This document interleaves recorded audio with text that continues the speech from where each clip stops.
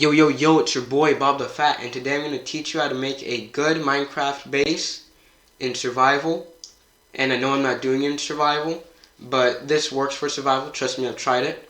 Also, some emerald ore. I've never seen it up here. It's cool. So, a lot of people like building up bases up here, but that's actually not the best way to do it because it uses up a lot of resources and they're not really getting anything out of it.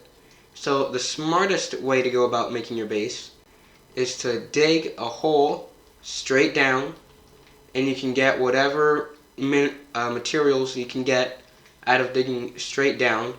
I know it's not the best way to mine, but it's the fastest, and it'll probably get you the most ores, at least out of my experience. So next thing you want to do is clear out a pretty big hole.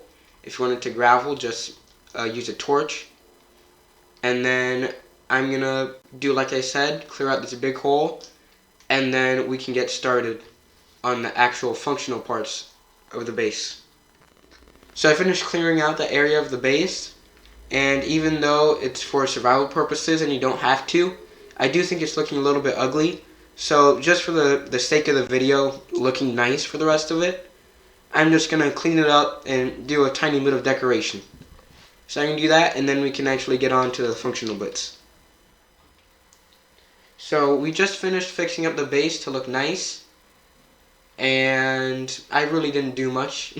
I just fixed up the walls and the roof and of course the floor. But now we can move on to the functional parts, like the sugarcane farm, which I believe is going to go right along here. It's going to be pretty efficient, and I'll show you guys how it works after I'm done building it, so that way it's easier to explain. So without further ado, let's get started. So I just finished setting up the sugarcane farm, and it's pretty big as you can see. It takes up a lot of iron, and it's time for the behind the scenes look. So it's actually kind of simple. What happens is that when the sugarcane grows to the height of the observer here, oh, let me just fix that. So all these are at the height of the piston, and once this one goes to the height of the observer, it knocks down all of the other sugarcane.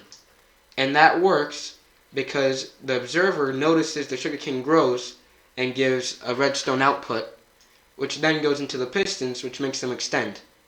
If I'm not explaining it well, or you don't understand, you can just go ahead and copy what I did here.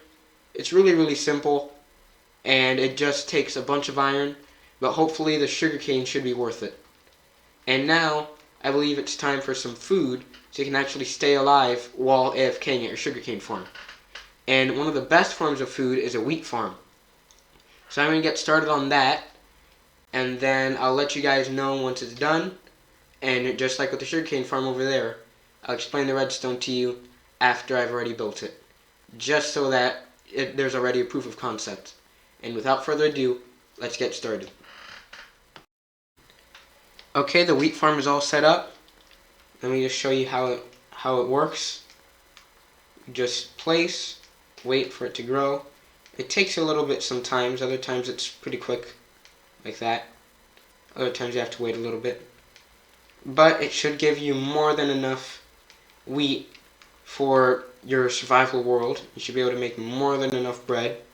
Like here, I haven't even been here for a minute, and I've already got enough for like four loaves of bread. So it's pretty good. Although I might be a little bit biased because the wheat farm I have on my survival server called Beating Minecraft for the First Time, shameless plug, it's pretty bad. Like it's really, really slow. So I'm pretty happy with this, and you can turn it off just by taking out this repeater or the comparator like this. And the way that this works is, so you have two hoppers which create a hopper clock. When you have one piece of whatever in there, this time I used farmland, and they would go back and forth in the hoppers, but they wouldn't do anything on their own. That's where this guy comes in. So what he does is that he detects that there's something in the hopper, then he creates an output, and that's why you need the redstone repeater, so that way it can take that output, stretch it out, and get it to these guys.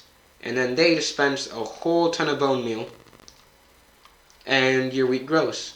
So it's pretty cool, and it should give you more than enough wheat for your next farm that you should create, which is a cow farm, or for our case, it would be a leather farm.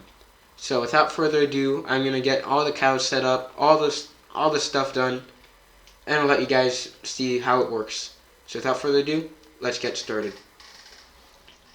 So the cow/leather farm is finished, and it is probably the least automated of all the farms you have here.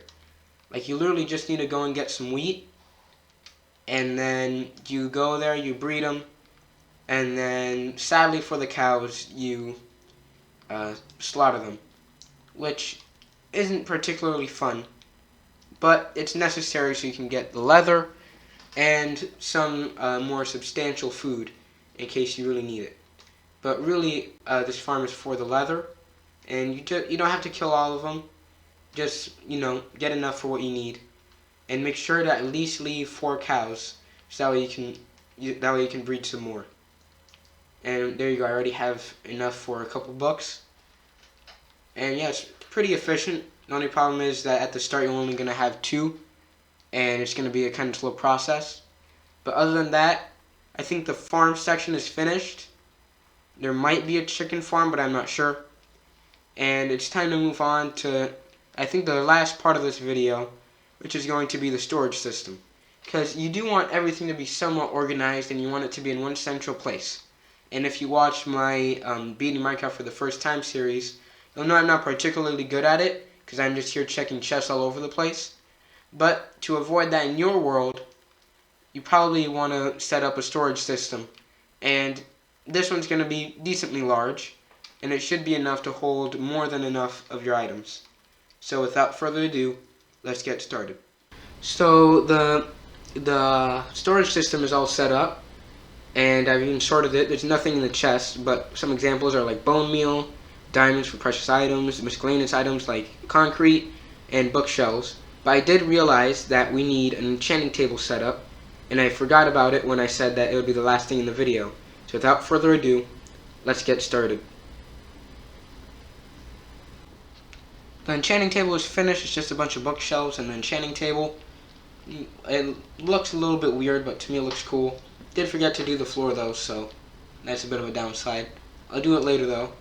And even though I thought this would be the last part, I just remembered that we need a furnace system. Or at least some type of furnace, so that way we can actually cook our meat that we get here. So I'm going to set that up.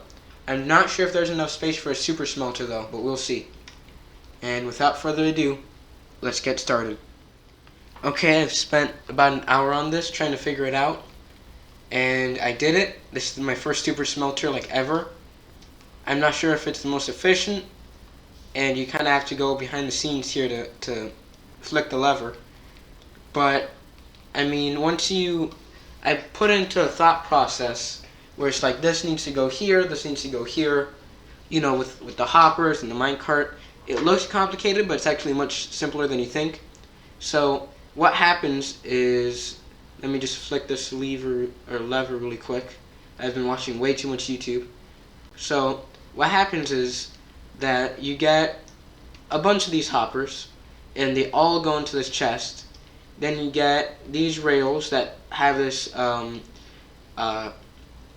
minecart with chest, or I don't remember what it's called, but the chest is filled with coal, or not anymore, and this was filled with iron. I think you might be able to still see it smelting. Yeah, here. And then it goes into the furnace all together, and it comes out as the iron ingots. And what actually happens, the way it works, is basically just a whole lot of hopper stuff. It all needs to lead into the furnace.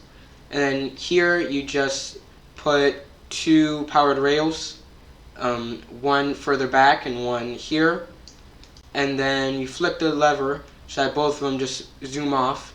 And you have another setup like this, but it's automatic, so it can shoot them back. And then all their contents just go right into the furnace.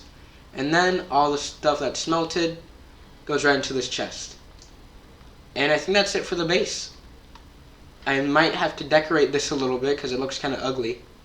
But other than that, I think we're done. So now that we're done with the base, I guess I'll see you next time with another video. But until then, it's Bob the Fat out.